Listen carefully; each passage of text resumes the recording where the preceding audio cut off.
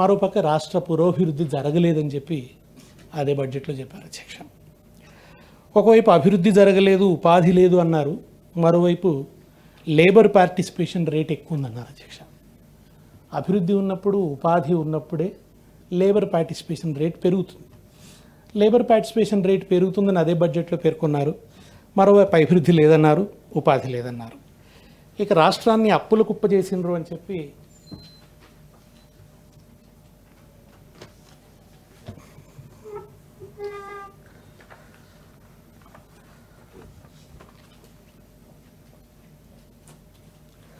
అప్పుల కుప్ప చేసిందని పేర్కొన్నారు అధ్యక్ష. పద్దుల్లో 57,112 కోట్ల పైచిలకు మార్కెట్ బారోయింగ్స్ పెట్టుకున్నారు అధ్యక్ష. అంటే గత ప్రభుత్వం తీసుకున్న అప్పు కంటే 17,000 కోట్ల ఎక్కువ అప్పు తీసుకోబోతున్నామని బడ్జెట్ పద్దులలో ప్రకటించారు. గౌరవ సభ్యులు జీవన్ రెడ్డి గారు మాట్లాడుతూ నెలకు 5,000 కోట్ల అప్పు తీసుకున్నారు గత ప్రభుత్వం అని చెప్పి అన్నారు అధ్యక్ష. ఇప్పుడు ఈ ప్రభుత్వం వచ్చి 7 నెలలు కావస్తుంది, 35,000 కోట్ల అప్పు తీసుకున్నారు అధ్యక్ష. అంటే ఈ ప్రభుత్వం కూడా ప్రతి నెల 5,000 కోట్ల అప్పు తీసుకుంటున్నదని అర్థం అధ్యక్ష. ఇది బడ్జెట్ పరిధిలో అయితే బడ్జెటేతర రుణాలు టీఎస్ క్యాబ్ 5,000 కోట్లు, డిస్కమ్లకి 5,000 పైచిలుకు కోట్లు, ఇంకా ఇతరత్ర 20,000 కోట్లు సమకూర్చుకున్నారు అధ్యక్ష. ఇవి బడ్జెటేతర రుణాలు. ఎఫ్ఆర్బిఎం పరిధిలోకి రానటువంటి రుణాలను, బడ్జెటేతర రుణాలను సమకూర్చుకున్నారు అధ్యక్ష. ఇది కాక ఇంకా మళ్ళా తెలంగాణ ఇండస్ట్రియల్ ఇన్ఫ్రాస్ట్రక్చర్ కార్పొరేషన్ నుంచి మర్చెంట్ బ్యాంకర్స్ టెండర్స్ 10,000 కోట్లకు ఫ్లోట్ చేశారు అధ్యక్ష. అంటే దాదాపుగా ఇవన్నీ 30,000 కోట్లు. ఇంకొక 10,000 కోట్లకు మళ్ళీ ప్రణాళిక ఉంది అధ్యక్ష. అంటే ఈ ఒక్క సంవత్సరం తీసుకోబోయే రుణమే 1,00,000 కోట్లు చేరుకోబోతుంది అధ్యక్ష. ఉజ్జాయింపుగా 1,00,000 కోట్లకు వెళ్ళేటువంటి పరిస్థితి కనపడుతుంది అధ్యక్ష. ఇది ఒక కాంట్రడిక్షన్. ఈ కాంట్రడిక్షన్ మీద నేను వివరణ కోరుతున్నాను అధ్యక్ష. ఇక బడ్జెట్ ప్రసంగంలో ఫార్ములేషన్ పాలసీ కన్నా హ్యూమిలియేషన్ ఆఫ్ అపోజిషన్ మీదే ఎక్కువ దృష్టి కేంద్రీకరించినట్టుగా అనిపించింది అధ్యక్ష. 4.5 లక్షలు లేని జిఎస్డిపిని 14.5 లక్షల పైకి తీసుకుపోయింది గత బీఆర్ఎస్ ప్రభుత్వం కాదా అధ్యక్ష? 8 నెలల కాలంలో అయితే పెరగలేదు కదా అధ్యక్ష. అట్లాగే దేశ జీడిపిలో తెలంగాణ కాంట్రిబ్యూషన్ 4.1% 2014లో, 10 ఏళ్లలో అది 5% పోయింది అధ్యక్ష. ఇది 10 ఏళ్ల బీఆర్ఎస్ శ్రమ ఫలితమా, 8 నెలల కాంగ్రెస్ పాలన ఫలితమా? 2013-14లో 1,07,00,000 పంటల ఉత్పత్తిని 4 కోట్ల టన్నులకు తీసుకుపోయింది బీఆర్ఎస్ పరిపాలన. ఇది నిజం కాదా? ఇది వాస్తవం కాదా? వ్యవసాయానికి ఏం చేయకుండానే ఇన్ని రెట్లు పండుతుందా? జీవన్ రెడ్డి గారు ఉండి సమైక్య రాష్ట్రంలో అసలు ప్రాజెక్టులు కట్టలేదా, కట్టనట్టుగా మాట్లాడుతున్నారు అని చెప్పి వారు అన్నారు అధ్యక్ష. ప్రాజెక్టులు కట్టలేదని కాదు అధ్యక్ష, తెలంగాణకు నదీ జలాల్లో రావాల్సిన న్యాయమైన వాటా రాలేదు. కట్టాల్సిన ప్రాజెక్టులు కట్టలేదు. కట్టకపోవడం వల్లనే కదా తెలంగాణ ఉద్యమం వచ్చింది. జయశంకర్ గారు ఎప్పుడు అనేది తెలంగాణ ఉద్యమం నీళ్లల్లో పుట్టిన నిప్పు. ఆయన పదే పదే చెప్పేవారు అధ్యక్ష. నిజానికి ఈసారి ఉద్యమం అంతా కూడా నీళ్లు కేంద్రంగానే జరిగింది.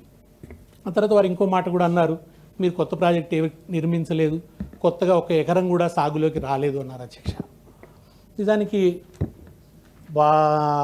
మిడ్మానేరు పూర్తి చేసింది టీఆర్ఎస్ ప్రభుత్వం అధ్యక్ష. అనేక పెండింగ్ ప్రాజెక్టులన్నింటినీ కూడా పూర్తి చేసింది టీఆర్ఎస్ ప్రభుత్వం అధ్యక్ష. ఇవాళ మొన్న ముఖ్యమంత్రి గారు వెళ్ళి Sitarama project trial run success అయిందని చెప్పి ప్రకటించారు అధ్యక్ష. దాన్ని నిర్మించింది టీఆర్ఎస్ ప్రభుత్వం అధ్యక్ష. అట్లానే సరే కాళేశ్వరం మీద మీరు అవినీతి అన్నా ఏమన్నా ఎన్ని ఆరోపణలున్నా, కాళేశ్వరం ప్రాజెక్టు నిర్మాణమైన మాట వాస్తవం, దాని నుంచి నీళ్లు వచ్చిన మాట వాస్తవం. నేను సిద్దిపేట వాసిన అధ్యక్ష. రంగనాయక సాగర్ నుంచి నీళ్లు వదులుతూ గౌరవ మంత్రి గారైన కొండా సురేఖ గారు ఈ రంగనాయక సాగర్ నీళ్ల ద్వారా 1,00,000 ఎకరాలు పండుతుంది అని ప్రకటించారు అధ్యక్ష. అది సిద్దిపేటలో కొత్తగా సాగులోకి వచ్చినటువంటి కొత్త ఆయకట్టు కాదు అధ్యక్ష. కనుక ఇది అట్లాగే నిజానికి చినవారి మల్లన్న గారు మాట్లాడుతూ కూడా ఇంకా పంప్ సెట్లు ఉన్నాయి, మోటార్ పంప్ సెట్లు ఉన్నాయన్నారు. మొత్తం ప్రాజెక్టులు పూర్తయినా మోటార్ పంప్ సెట్లు ఉంటాయి అధ్యక్ష.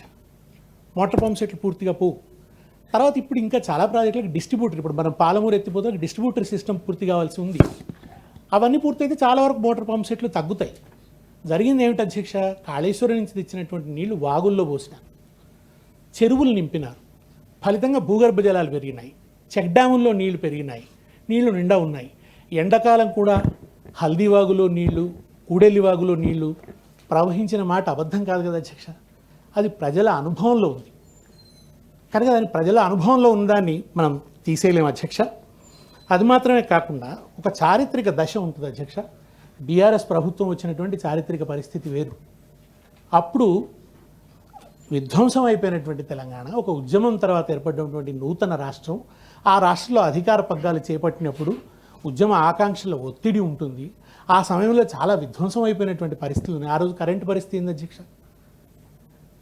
9 గంటల కరెంట్ అని జీవన్ రెడ్డి గారు అన్నారు. అర్ధరాత్రి అపరాత్రి కరెంటు పెట్టడానికి రైతులు పోయి కరెంట్ షాకులు కొట్టి, పాములు కుట్టి, తేలు కుట్టి చచ్చిపోయిన మాట వాస్తవం కదా అధ్యక్ష. ఆ దుఃఖాన్నంతా తెలంగాణ భరించలేదా అధ్యక్ష? దొంగోలు వచ్చే కరెంటుకు కావలెట్ల కాదు, నేను వ్యవసాయం ఎట్లా చేద్దు అని పాటలు పాడినాం అధ్యక్ష. ఈ పాటలు రాసింది ప్రజాకవులు అధ్యక్ష. తలాపునా పారుతుంది గోదారి, మనసేను మనసెలుక ఎడారి అని రాసినారు అధ్యక్ష. కనుక 6 నెలల్లో పరిస్థితిని చక్కదిద్ది వ్యవసాయానికి చాలినంత కరెంట్ ఇచ్చిన మాట వాస్తవం కాదా? ఈ అప్పులన్నీ కూడా వీటిలలో ప్రతిఫలించలేదా? అది మాత్రమే కాకుండా డిస్ట్రిబ్యూటరీ సిస్టమ్ని అంతా కూడా బలోపేతం చేసి 2 సంవత్సరాల కల్లా 24 గంటల కరెంట్ ఇచ్చే స్థాయికి రాష్ట్రాన్ని తీసుకుపోయినారు అధ్యక్ష. 2 ఏళ్ల వ్యవధిలో అన్ని రంగాలకు 24 గంటల కరెంట్ ఇచ్చే స్థాయికి గత ప్రభుత్వం తీసుకుపోయింది. 5 దశాబ్దాల కాంగ్రెస్ పరిపాలనలో తెలంగాణ స్థాపిత విద్యుత్ ఉత్పత్తి సామర్థ్యం 7,778 మెగావాట్లు. పురోభివృద్ధి లేదని మీరు చెప్పిన ఒకే ఒక్క దశాబ్దంలో, పదే పదే పురోభివృద్ధి లేదు గత 10 ఏళ్లలో అన్నారు, తెలంగాణ స్థాపిత విద్యుత్ ఉత్పత్తి సామర్థ్యం 19,483 మెగావాట్లకు చేరింది. అంటే 3 ఇంతలు పెరిగింది. ఇందిరమ్మ రాజ్యంలో తలసరి విద్యుత్ వినియోగం ఎంత ఉండేదంటే 1196 యూనిట్లు. అనుకున్నంత పురోభివృద్ధి సాధించలేదని గౌరవ ఆర్థిక మంత్రి గారు పేర్కొన్న బీఆర్ఎస్ పరిపాలనలో తలసరి విద్యుత్ వినియోగం 2,349 యూనిట్లకు పెరిగింది. ఇక అధ్యక్ష, గత కాంగ్రెస్ పరిపాలనలో వృద్ధులకు ఇచ్చిన పింఛన్ 200 రూపాయలు. బీఆర్ఎస్ అధికారంలోకి వచ్చిన తర్వాత ఇచ్చిన మాట ప్రకారం వెంటనే 1000 రూపాయలు చేసినారు. రెండోసారి అధికారంలోకి రాగానే 2000 చేసినారు. పురోభివృద్ధి లేని దశాబ్ద కాలంలోనేమో ఇచ్చిన మాట ప్రకారం వృద్ధాప్య పింఛన్ 200 నుంచి 2000కు పెరిగింది.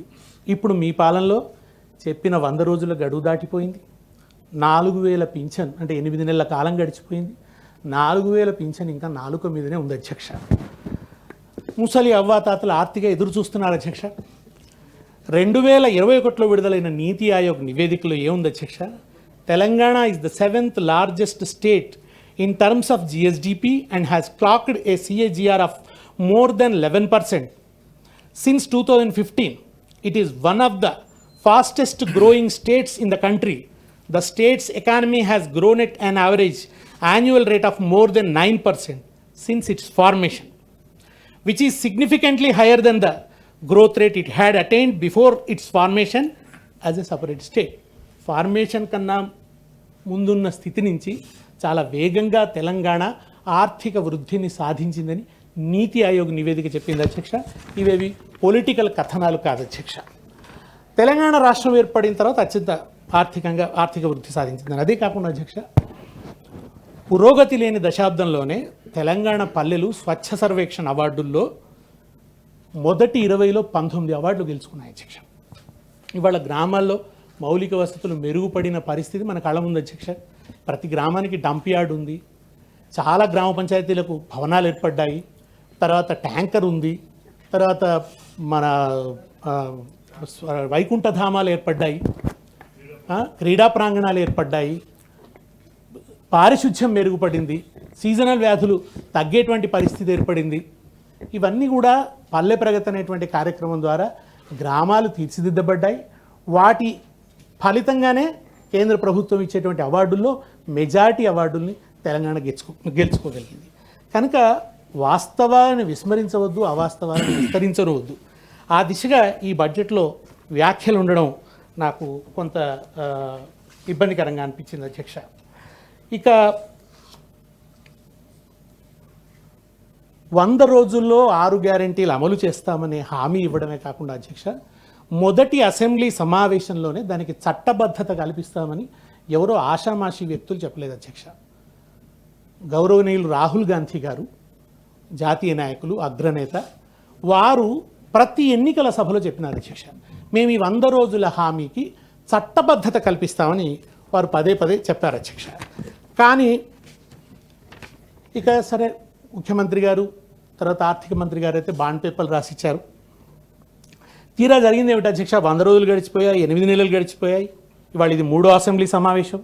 మొదటి అసెంబ్లీ సమావేశంలో చట్టబద్ధత అన్నారు, మనం ఇప్పుడు 3వ అసెంబ్లీ సమావేశంలో ఉన్నాం. చట్టబద్ధత అనే ఆ హామీ యొక్క ఊసే మర్చిపోయారు అధ్యక్ష. 6 గ్యారెంటీల అమలుకు చట్టబద్ధత కల్పిస్తారని ప్రజలు ఎంతో ఆశగా ఎదురు చూశారు. కానీ జరిగింది ఏమిటంటే అధ్యక్ష, శ్వేతపత్రాల వ్యవహారంతోనే మొదటి అసెంబ్లీ సెషన్ గడిచిపోయింది అధ్యక్ష. చట్టబద్ధత ఏమైందని అడుగుదామంటేనే మరి ఇప్పుడు రాహుల్ గాంధీ గారు ఉండేది ఢిల్లీలో. ఇక ముఖ్యమంత్రి గారిని మాట్లాడిద్దామంటే ఆయన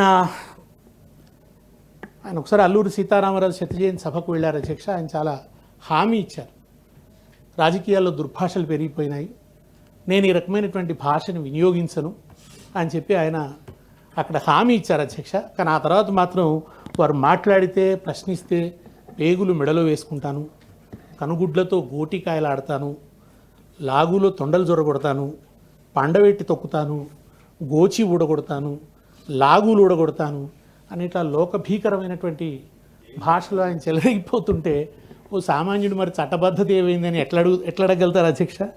ఈ రాజకీయ రొదలో, ఈ తిట్ల దాడిలో 6 గ్యారెంటీలకు చట్టబద్ధత ఏమైంది మహాప్రభో అనే ప్రజల ఆవేదన గాలిలో కలిసిపోయింది, కరిగిపోయింది అధ్యక్ష. సరే, 100 రోజుల్లో 6 గ్యారెంటీలు అమలు చేయకపోయినారు. ఆ కన్ఫెషన్ నోట్తో ఈ బడ్జెట్ ప్రసంగం ప్రారంభమైతే ప్రజల పట్ల వినయంగా ఉన్నట్టుగా అనిపించేది అధ్యక్ష. బీఆర్ఎస్ను లక్ష్యంగా, అంటే ప్రతిసారి రాజకీయ నాయకులందరికీ మనకు అలవాటు అధ్యక్ష, మనం ఎదుటి పార్టీని లక్ష్యం చేసుకొని మాట్లాడతాం. కానీ మనం ప్రధానంగా ప్రజలకు జవాబుదారీ, ప్రజలను లక్ష్యంగా చేసుకొని మాట్లాడాలి, ప్రజలకు వివరణలు ఇవ్వాలి. ఆ దిశగానే మన ప్రసంగాలు సాగాలి అధ్యక్ష. అభయహస్తం మేనిఫెస్టోలో 6 గ్యారెంటీల్లో 13 హామీలు ఉన్నాయి. వాటి అమలు మాట అటుంచి మొత్తం 13 హామీలను ఈ బడ్జెట్లో ప్రస్తావించనే లేదు అధ్యక్ష. అధికార పక్షంగా మీరు గుర్తుపెట్టుకోకపోయినా ప్రతిపక్షంగా గుర్తు చేస్తూ ఉండడం మా బాధ్యత. మొదటి హామీ మహాలక్ష్మి. దీంట్లో మహిళలందరినీ ఆకర్షించినటువంటి ప్రధానమైన అంశం ఏమిటంటే అధ్యక్ష, అధికారంలోకి రాగానే రాష్ట్రంలోని మహిళలందరికీ నెల నెల 2500 రూపాయల చొప్పున చెల్లిస్తామని చెప్పారు. ఇది నిజంగా కూడా కాంగ్రెస్ ప్రభుత్వం మహిళల ఓట్లు పొందడానికి ఎంతగానో ఉపయోగపడ్డది. ఇప్పుడు అధికారంలోకి వచ్చి 8 నెలలు గడిచిపోయాయి. మీరు చెప్పింది అమలు చేసి ఉంటే ఈ పాటికి ప్రతి మహిళ అకౌంట్లో 20,000 పడాల్సి ఉండే. సార్, రాహుల్ గాంధీ గారు ఒక సందర్భంలో ఒక సభలో మాట్లాడుతూ ఆయన పడ్డట్టు చెప్పారు. అంత పెద్ద నాయకునికి అంత మిస్ఇన్ఫర్మేషన్ ఎట్లా ఇచ్చారో కానీ, మరి ఎవరిచ్చారో కానీ ఆయన పడ్డట్టు చెప్పినారు. ఈ బడ్జెట్లో అయినా మహాలక్ష్మి కోసం ఏమైనా లక్ష్మిని కేటాయించారా అని చూస్తే కలికానికి కూడా కనిపించలేదు అధ్యక్ష. గత ఓటాన్ అకౌంట్ బడ్జెట్లో 4,500 కోట్లు ప్రతిపాదించారు, కానీ పూర్తి స్థాయి బడ్జెట్లో మాత్రం దాన్ని విస్మరించారు అధ్యక్ష.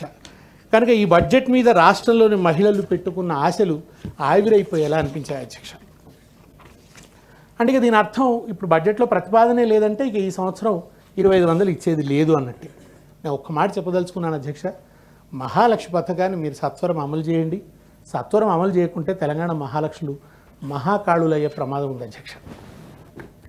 ఎన్నికలకు ముందు అందరికీ 500 రూపాయలకే గ్యాస్ సిలిండర్ అన్నారు అధ్యక్ష. అధికారంలోకి రాగానే షరతులు వర్తిస్తాయన్నారు అధ్యక్ష.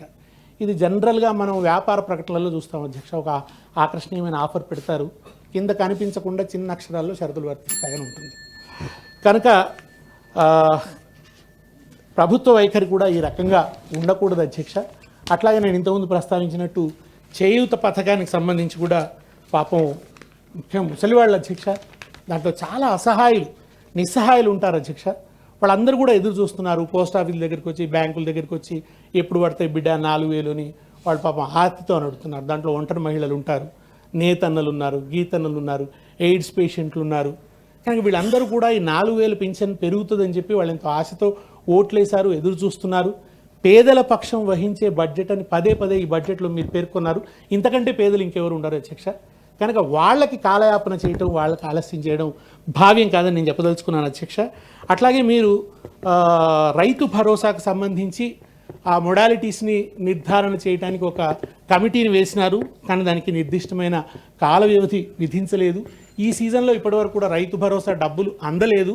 ఫలితంగా రైతులు ప్రైవేట్ అప్పుల కోసం వెళ్ళేటువంటి పరిస్థితి ఏర్పడుతున్నది. అసలు నిజానికి రైతు బంధు యొక్క ఉద్దేశమే రైతులు ప్రైవేట్ అప్పుల కోసం పోవద్దు అని చెప్పి, కానీ మళ్ళీ వాళ్ళు ప్రైవేట్ అప్పుల్ని ఆశ్రయించేటువంటి పరిస్థితి కనబడుతుంది. కనుక మీరు ఈ సీజన్ లోపు మీరు దానికి సంబంధించినటువంటి ఆ మొడాలిటీస్ ఏవో నిర్ధారణ చేసి రైతులకు అవసరమైనటువంటి పెట్టుబడి సహాయాన్ని చేయవలసిందిగా నేను కోరుతున్నాను అధ్యక్ష.